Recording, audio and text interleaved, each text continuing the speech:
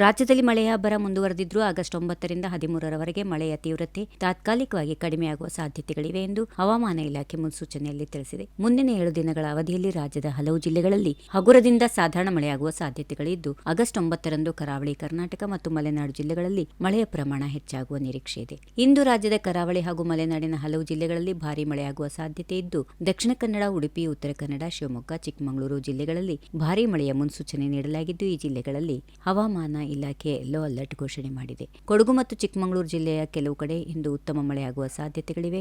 ರಾಜಧಾನಿ ಬೆಂಗಳೂರಲ್ಲಿ ಕೂಡ ಮಳೆಯ ವಾತಾವರಣ ಮುಂದುವರಿಯುವ ಸಾಧ್ಯತೆ ಇದೆ. ಇನ್ನು ಮಧ್ಯಾಹ್ನದ ಬಳಿಕ ನಗರದ ಕೆಲವು ಕಡೆ ಭಾರೀ ಮಳೆಯಾಗುವ ಸಾಧ್ಯತೆಗಳಿದ್ದು, ಮುಂದಿನ 4 ದಿನಗಳ ಕಾಲ ಬೆಂಗಳೂರಲ್ಲಿ ಹಗುರದಿಂದ ಸಾಧಾರಣ ಮಳೆಯಾಗುವ ಮುನ್ಸೂಚನೆ ನೀಡಲಾಗಿದೆ. ನಗರದಲ್ಲಿ ಗರಿಷ್ಠ 27 ಡಿಗ್ರಿ ಸೆಲ್ಸಿಯಸ್ ಹಾಗೂ ಕನಿಷ್ಠ 21 ಡಿಗ್ರಿ ಸೆಲ್ಸಿಯಸ್ ತಾಪಮಾನ ದಾಖಲಾಗುವ ನಿರೀಕ್ಷೆ ಇದೆ. ಇನ್ನು ಮಡಿಕೇರಿಯಲ್ಲಿ ಗರಿಷ್ಠ 22 ಡಿಗ್ರಿ, ಕನಿಷ್ಠ 20 ಡಿಗ್ರಿ ಸೆಲ್ಸಿಯಸ್ ತಾಪಮಾನ ಇರಲಿದೆ. ಕರಾವಳಿ ಕರ್ನಾಟಕ ಹಾಗೂ ಮಲೆನಾಡಿನ ಕೆಲವು ಭಾಗಗಳಲ್ಲಿ ಭಾರೀ ಮಳೆಯಾಗುವ ಸಾಧ್ಯತೆಗಳಿರೋದ್ರಿಂದ ಸಾರ್ವಜನಿಕರು ಮುನ್ನೆಚ್ಚರಿಕೆ ವಹಿಸುವಂತೆ ಸೂಚನೆ ನೀಡಲಾಗಿದೆ.